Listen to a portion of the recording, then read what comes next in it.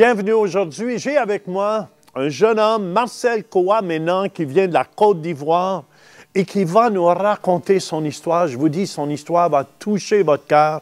Assoyez-vous bien confortablement à la maison, puis écoutez bien avec les oreilles de votre cœur ce que le Seigneur veut vous dire. Ce jeune homme, à l'âge de 9 ans et demi, il a été rejeté de son village, de ses parents et tout. Et Marcel, tu t'es trouvé, tu dormais dans une termitière le soir. Et raconte-nous un petit peu. Alors, la termitière est une grande histoire, Jean. Parce que je me suis... c'est ça que c'est touchant quand on parle de termitière. Et surtout quand on croit avoir de la famille, des parents, et quand on croit avoir la considération, l'affection et l'amour, et qu'en réalité, on ne veut pas t'accepter, on ne veut pas te supporter, on ne veut pas te voir comme tu es. C'est difficile. Et surtout le gamin. Mais je sais même pas... Tu as été rejeté complètement rejeté, de tes parents? Ouais, j'ai été... Et encore, ça a été même plus fort. Tellement le bras de fer était trop tendu. Moi, je trouvais même pas que je faisais du mal. Donc, j'étais un peu... j'étais heureux de faire ce que je vivais. C'est parce que Marcel priait. Ceux qui n'ont pas entendu les autres émissions, c'est parce qu'il priait. Il avait 9 ans et les gens n'acceptaient pas ça. Ma famille n'acceptait pas. Et surtout, les gens poussaient ma famille. Ouais, il ne faut pas qu'il devienne curé. Un curé, c'est mendiant. Donc, l'histoire de prière, ça suffit. Donc, en fait, à un moment donné, cette confrontation était devenue tellement une tension, une affaire personnelle, que tout ce que je faisais était visé à la loupe, révisé, marcher, tout ça. Et ce qui a fait que moi, je ne comprenais pas parce que j'ai dit, attends, je vais à l'école. Lorsqu'il n'y a pas d'école, on suit un peu les travaux de gamins, de champettes et tout, on donnait un coup de main, on apprenait aussi. J'ai dit, mais attends, je ne fais rien, je ne suis pas voyou. Mais donc, moi, j'étais réconforté dans ce que je faisais. Simplement parce que je priais, simplement parce que j'avais une Bible. Donc, ça a commencé, ça s'est enfoncé avec brûler ma Bible. Ils ont brûlé ta Bible. Ça n'a pas suffi. Ils ont brûlé les petits dessins qu'on faisait sur la Bible, sur un peu l'histoire de Pierre ou de Moïse surtout et de Joseph. Comme ça, avec les dessins animés, on nous demandait de colorer ou d'écrire. On m'a brûlé tout ça. Mais en fait, au lieu que ça me recule, ça me renforçait dans ma vie. Et en fait, moi, dans ma naïveté de progression, de recherche avec Dieu, je voyais que j'étais mise à l'écart totalement, au point un jour, et je crois jusqu'à 10 ans et demi, j'étais complètement radié. Même avant, 10 ans, et tout, j'étais radié dans le sens que on a fait supprimer à la sous-préfecture et tout ce qui s'ensuit, juridiquement, enfin bref, toute une histoire, au point qu'on m'a complètement mis à l'écart. On m'a fait extraction d'existence officielle en administration. Ça allait là. Mais moi, je ne me rendais pas compte. J'ai su cette chose lorsque j'étais au CM2. Je ne sais pas si ici ça se fait comme ça. Où il faut aller maintenant entrer en 6e, c'est-à-dire passer au collège. Au collège. Voilà. Lorsque je devais aller au collège, on me demandait d'envoyer le document de mes parents, et l'extrait de naissance, plus les miens, plus certaines choses. Donc à partir de ce moment, on dit non, vous n'existez pas. Donc Jean, je me suis dit, waouh! Mais c'est bizarre. Donc je suis allé vers la famille, j'ai dit, bah, écoutez, j'ai besoin de dire non, ton histoire de Dieu, c'est fini, tout ça. De toute façon, dans peu de temps, tu ne vas même plus dormir dans la maison là où tu es. Donc après, ils ont brûlé la porte.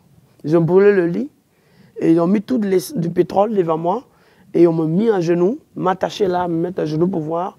Ils ont dit, bon voilà, si tu n'arrêtes pas Dieu, désormais, c'est sur ta vie carrément qu'on va attaquer, parce que, en fait, c'était une confrontation, en fait. Et on se rendait compte que, quand l'apôtre Paul dit que, en effet, ma prédication et ma parole ne se reposent pas sur des discours persuasifs de la sagesse, mais sur une démonstration d'esprit et puissance. Mais en fait, pour que votre foi ne se repose pas sur la sagesse humaine, mais sur la puissance de Dieu, en fait, à un moment donné, c'est une confrontation de puissance, une démonstration de puissance. Et c'est ce qui s'est passé dans ma vie.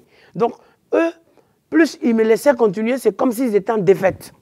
Donc, pour démontrer qu'ils étaient maîtres, et puis avec tout ce que les gens leur disaient, avec certaines pratiques qui se faisaient, je disais donc, quelqu'un même leur a dit un jour, allez, faites quelque chose, empoisonnez ce garçon, éliminez-le parce que c'est la honte de la famille. Et en Afrique, c'est grave parce que arriver à défier une famille, ça veut dire te mettre dans des problèmes. Et moi, dans ces conditions, donc c'est sûr que me mettre à l'écart. Et bien, donc, naturellement, je me suis retrouvé de lieu en lieu, de l'église d'abord, derrière la cour, après expulsion à l'église. L'église, ils ont fermé l'église, ils ont dit, bon voilà, si le pasteur ne m'expulse pas, je vois des problèmes. Et de là, je suis allé dormir dans une école, ou je ne sais plus dans un coin. Et maintenant, je me suis installé plus tard dans la termitière. Et dans la termitière, j'ai été mordu par un serpent. J'ai fait 3 jours de coma.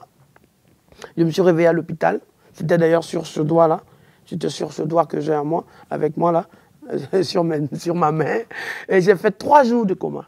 Et quelqu'un m'a ramassé, tout ça, ils m'ont amené, ils ont fait des piqûres, ils ont fait des antivénins. Et les gens voyaient que tu dormais dans une termitière? Mais ils s'en fichent. Tu sais, en Afrique, il y a un truc, lorsque le mot d'ordre est donné et que ça se transforme en combat de chefs ou de tribus dans le même village, si tu vas contre ce qui a été décidé, c'est comme si tu te prenais la guerre à tout le monde. Donc il y avait des gens qui se venaient en cachette me donner à manger. Et jusqu'à ce qu'à un moment donné, tout le monde découvre que j'étais quand même encore vivant. Donc il fallait me débrouiller. Tu n'avais pas peur, là, dans la termitière? Non, j'étais naïf, hein, tu sais. La naïveté, quand tu viens à Dieu, tu sers et tu fais la volonté de Dieu. À un moment donné, c'est... Donc j'étais là, dans mon petit coin, en fait. Donc lorsque j'étais mordu, c'est là que je quittais le termitière. Mais en même temps, j'ai fait 6 mois et demi, Jean. 6 mois et demi dans la termitière. 6 mois et demi dans la termitière, je peux te dire. J'avais un petit plastique sachet dans lequel j'avais emballé ma Bible, avec lequel je me promenais partout. Donc je mangeais des maniocs, des bananes non mûres, des mangues non mûres. Et puis je me débrouillais. Il faut trouver des moyens pour vivre. Hein. Donc il fallait essayer de créer papaye et tout ce qui s'ensuit. Et Dieu a vraiment bâti quelque chose. Et Dieu a consolidé quelque chose. Parce que plus j'étais rejeté, plus en fait j'étais attaché à Dieu. Plus j'aimais encore Dieu. Plus je découvrais la manifestation de la grâce et la démonstration de la puissance de Dieu dans ma vie. Et ce qui s'est passé, c'est que Dieu a commencé concrètement à élever son nom, à me créer vraiment une communion dans laquelle je baignais. Et je peux te dire aujourd'hui, cette termitière, je l'ai cassée, j'ai bâti une maison de 12 pièces en reconnaissance à Dieu pour pouvoir faire de l'adoration. Et d'ailleurs, Dieu m'a donné même de pardonner à tous ces gens, toute ma famille. Et en guise de pardon, je suis allé, j'ai compté la population du village. Ils étaient presque 900. Et j'ai bâti un temple de 900 personnes, 1000 places. Et j'ai dit, voilà, je vous fais cadeau et je vous pardonne. Et l'école là où j'étais, je suis allé, j'ai rebâti une école. Et je suis en train de faire un collège pour eux. J'ai dit, Seigneur, bénis-les et pardonne-les. Malgré qu'aujourd'hui, ils ont honte parce qu'ils ne savent plus dans quelle position. Mais je vais vous dire que... Et la promesse qui était dans ma vie, qu'ils voyaient, je disais, c'est la catastrophe, c'est ceci, machin et tout. Je fais le tour du monde et je prêche, je gagne des âmes et les gens se convertissent. Jusqu'à ce que, dans l'événement de la persécution, après avoir été mordu par le serpent et sorti de la termitière, il y a eu le premier miracle, la résurrection d'un enfant. Ça, je crois qu'on... Oui. On va en parler.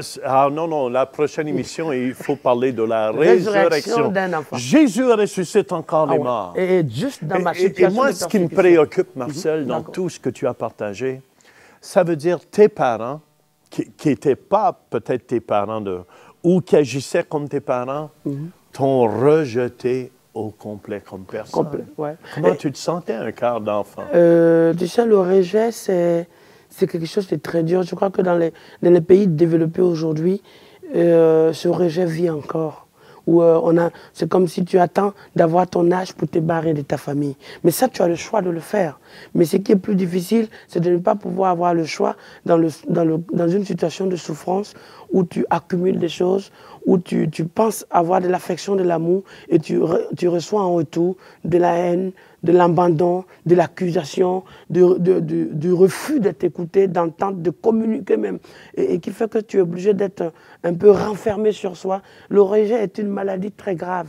Le rejet c'est un virus très dangereux. Le rejet crée l'animosité, la haine. Si tu n'es pas guéri du rejet, ça fait un non-pardon qui fait que tu te crées un autre monde dans lequel tu n'as plus confiance en personne.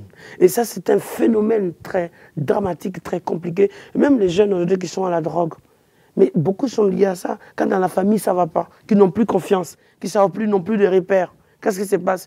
Mais ils sont renfermés dans une boule de vie carrément de destruction dans laquelle le diable les détruit à fond. Et c'est quelque chose que je vais développer pour une autre mission d'ailleurs. Ouais, parce que le rejet, c'est très important. Moi j'aimerais même compris, il y en a peut-être qui nous regardent présentement à la maison, peut-être vous vous êtes senti rejeté. Jamais aimé, soit d'un père qui vous a abusé ou d'une mère. Moi, je vous dis, Jésus ne vous rejette pas, comme il n'a jamais rejeté Marcel. Il l'a toujours protégé. Si vous nous regardez aujourd'hui, c'est parce que Jésus vous a amené à nous regarder. Et moi, je veux vous dire, comme Marcel, qu'est-ce que j'ai trouvé beau? Tu as pardonné. Ouais. Tu as pardonné à tout ton village qui ne comprenait pas. Et même la région. Et la région. Et moi, je vous dis aujourd'hui, pardonnez. C'est une faveur que vous faites à vous-même. Ça vous libère. Ça vous libère et ça vous guérit. Amen. Moi j'aimerais que tu puisses... On se donne la main ensemble ici. Puis si tu veux, Marcel, je veux... donne-moi l'autre main, ça va aller mieux encore. Et je veux qu'on regarde cette caméra et que tu pries pour les gens à la maison qui ont souffert de rejet. Bon, je vais vraiment particulièrement dire ceci, c'est... Il faut avoir confiance en l'Éternel. Il faut comprendre que même si tu es rejeté, reste fixé sur le Seigneur. Même si tu as été rejeté, laisse le Seigneur créer ce pardon et de créer ce qu'on appelle la restauration de l'Éternel. La restauration va rebâtir et guérir là où il n'y a pas eu de construction, là où il y a eu faille, là où il y a eu les ruines, là où il y a eu destruction, là où il y a eu abandon. Et c'est très important que, en tant qu'enfant de Dieu, tu comprennes aujourd'hui que l'Esprit de Dieu veut toucher ton cœur, veut t'emmener à pardonner à ton père, pardonner à ta mère, ou à ta famille, ou même à ton entourage, tes collègues, ton patron, tout ce qui a dû se passer, quelle que soit la chose. Dieu est celui qui est venu étendre sa main sur son peuple. Le Seigneur est celui qui guérit, restaure les vies. Et le pardon est une puissance qui libère. Le pardon est une puissance qui transforme. Le pardon est une puissance qui restaure. Le pardon est une puissance qui guérit. Et le moyen de ramener les choses, c'est de laisser Dieu construire et rebâtir les fondements les plus solides, les plus sûrs, et ne plus vivre dans le rejet. Le Seigneur est venu ramener ceux qui sont éloignés. La Bible dit dans le livre de Matthieu, chapitre 11, verset 28, « Venez à moi, vous tous qui êtes fatigués et chargés. Venez à moi, vous tous qui êtes fatigués et chargés. Et portez mon joug car il est léger pour votre âme, dit la parole. » Et c'est ce que je voulais partager avec vous. Le Saint-Esprit vient dans vos maisons pour s'occuper de vous, pour vous toucher, pour vous libérer, pour vous manifester, pour vous restaurer. Dans le Saint-Esprit, au nom de Jésus, merci Seigneur. Amen. Amen. Alléluia. Et on vous réinvite pour la prochaine émission. Il va nous partager comment il a vu une résurrection, sa première résurrection d'un jeune enfant qui a ressuscité des morts. Écoutez, le Dieu qu'on vous parle, c'est un Dieu qui est vivant. Amen. À la prochaine, puis on vous aime.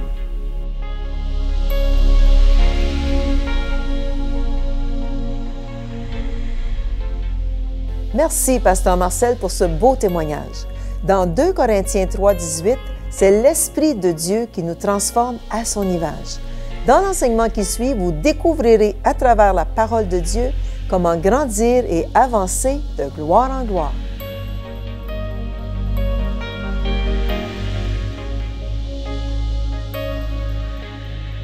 Dieu vous prépare à quelque chose. Des fois, on ne comprend pas qu'est-ce qu'on passe à travers. Joseph ne comprenait pas, mais il avait une vision dans son cœur. Il était sûr que Dieu l'appelait, amen, pour quelque chose de meilleur. Peut-être que vous avez passé à travers un divorce. Peut-être que vous avez perdu votre emploi. Je vous le dis que Dieu en a un meilleur pour vous encore.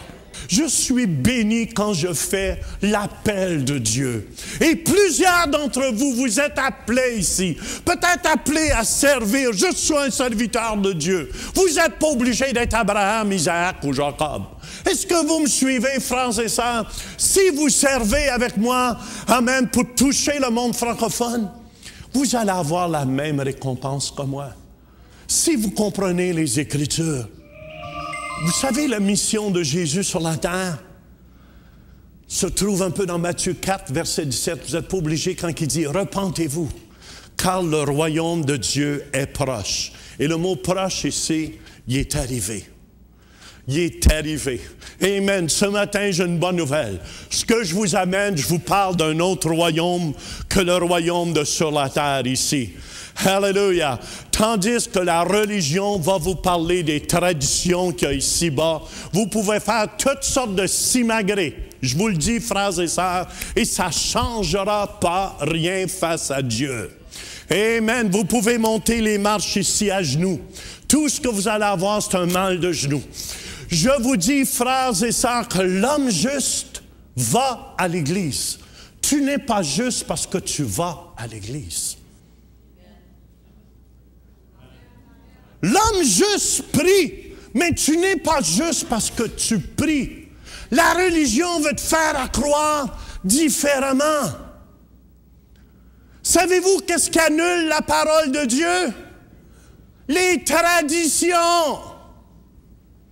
Oui, mais moi, je suis habitué de faire ça comme ça, pasteur. Faut faire attention.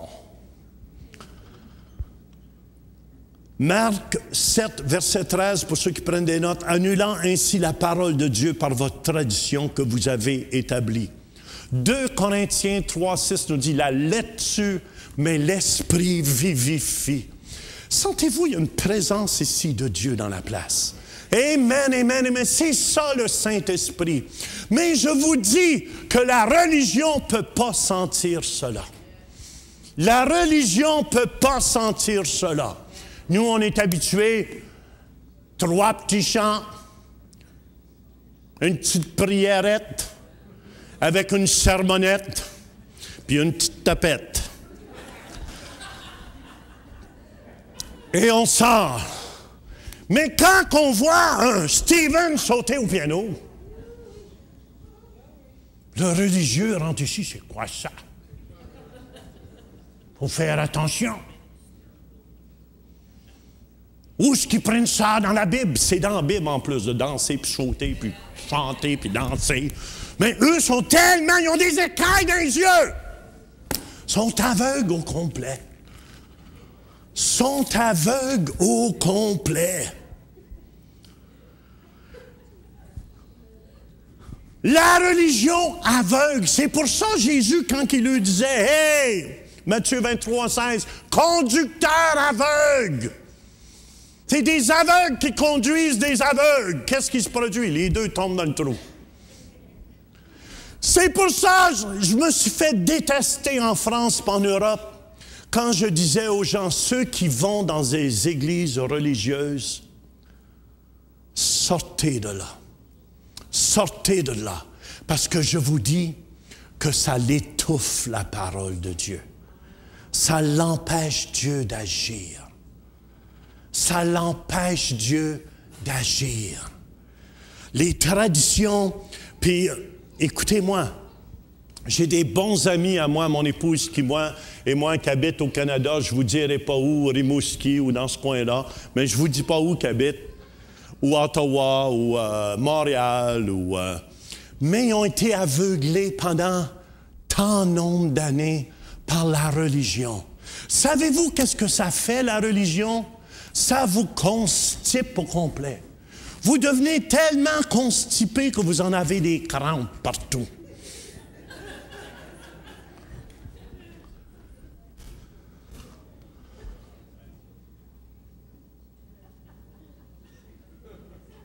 C'est pour ça que tu les vois quand ils rentrent à l'église. Laisse aller, mon boy. Que ça te ferait du bien. Que ça te ferait du bien. Et ces amis-là ont été constipés pendant 20 ans. Une vingtaine d'années pris là-dedans. Puis vous savez, c'est quoi la base? C'est basé sur quoi la religion? Sur la peur. Si tu ne vas pas à l'église, tu vas aller en enfer.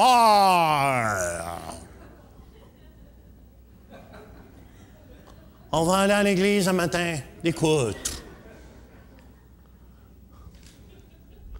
C'est basé sur la peur. Les temps sont durs. Faites attention, ça va nous tomber sur la tête, là. Oh, l'économie est dure! Basée sur la religion, ça, dans le latin, ça veut dire lier, ça lie les gens, ça met une peur. C'est pour ça les gens, ils paniquent. Oh, l'économie va pas bien. Je vais vous dire quelque chose. L'économie, elle est superbe. L'Église n'a jamais si bien été. Amen, amen, amen, amen. Parce qu'on marche pas selon le système de ce monde. On marche selon le système du royaume.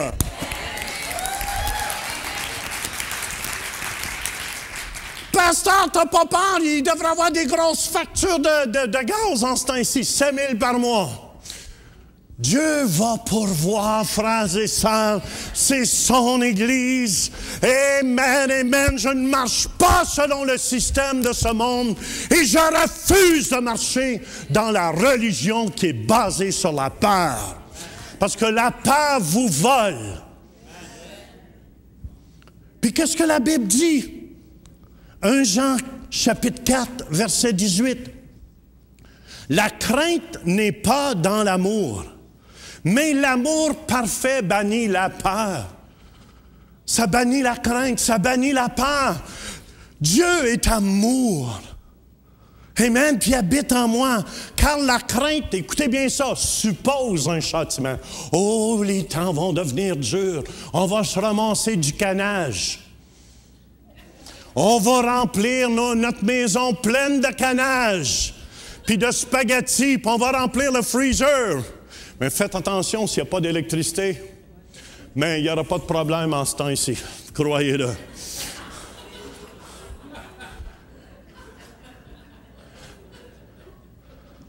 Je me souviens, papa, quand j'étais jeune, je ne sais pas s'il a passé à travers des... Je pense qu'il avait passé à travers de la dernière crise qu'il avait eue. Mais il achetait. Les armoires étaient tellement pleines que les t'en souviens, maman? Maman, elle disait, Albert, arrête d'acheter, ça n'a pas d'allure. Mon père, oui, mais si les temps sont durs, il faut faire attention. Crée pas de chien. Frères et sœurs, je bénis le Seigneur. Amen. La chrétienté n'est pas basée sur la peur, mais elle est basée, amen, sur l'amour, sur la foi. Je peux-tu avoir un amen? Hallelujah! C'est pour ça, mon fils, pensez-vous qu'il marche dans la peur? Mon fils, là-bas à Dallas, amen, quand je parle, dit, papa, je suis béni, j'arrive le premier dans mon entreprise. Écoutez bien, comme enfant de Dieu, vous êtes condamnés à être bénis. La religion veut vous faire croire, les temps sont durs, Donaldo. Ramasse ta farine, puis ton avoine. Ton avoine. Pour nos frères français de France, comprennent pas ce que je veux dire. C'est parce qu'il y avait un gars qui avait tellement peur d'en manquer son nom, il était Séraphin. Puis il marchait continuellement dans la peur, puis il caressait son argent.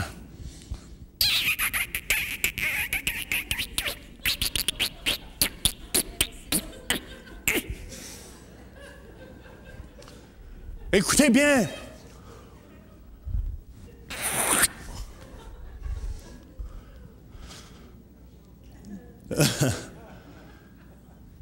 Écoutez, c'est l'ennemi numéro 1 de votre vision dans votre vie. Parce que si vous avez peur, vous ne bougerez pas. Come on! Les hommes d'affaires, allez-y! Numéro 4, savez-vous qu'est-ce que la religion fait? Elle condamne les gens. Tu viens pas à l'église, tu es condamné. Jésus nous dit, Romains 8, il n'y a aucune condamnation. Aucune condamnation pour ceux qui sont en Jésus-Christ. Aucune condamnation. C'est pour ça.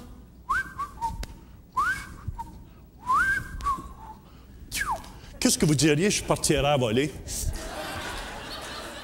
Est-ce que vous diriez, Amen? vous direz, un miracle se produit. La religion condamne les gens. Elle cherche les puces. Êtes-vous des chercheurs de puces? Si vous l'êtes, on va vous libérer. C'est pour ça qu'il y a tant de gens qui se font faire mal dans des églises. Mais écoutez bien, réveillez-vous, c'est vous qui choisissez votre église. N'oubliez pas, Dieu vous a créé libre au début. Si tu t'en vas d'une place constipée, mais je te garantis, tu vas constiper toi aussi à long. Oui, mais pasteur, je pense que c'est moi qui va les purger. Tu verras bien.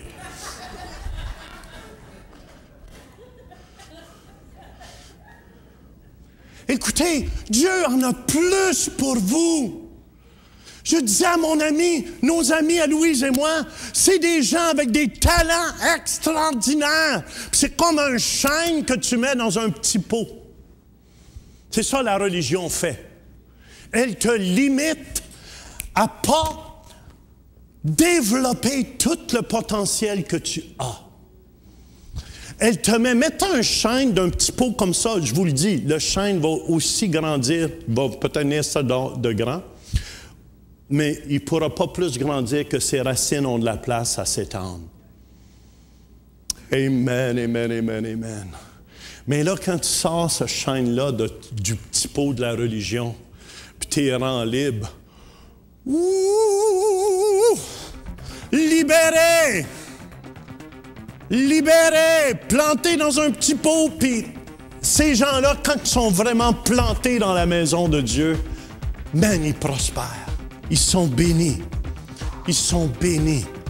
Je vous encourage à visiter notre site Web pour réécouter les enseignements et participer à nos services en direct les dimanches et les mardis. Vous pouvez aussi devenir partenaire de l'émission Réveil en semant financièrement. Pour un don de 25 $ ou 20 € ou plus par mois, vous recevrez le DVD du mois ainsi que notre lettre de nouvelles. Vous pouvez maintenant donner en ligne par Visa et Mastercard ou nous envoyer votre don directement à l'adresse qui paraît à l'écran. En donnant, vous nous aidez à propager la bonne nouvelle dans le monde francophone. Merci de votre générosité et continuez à marcher de gloire en gloire.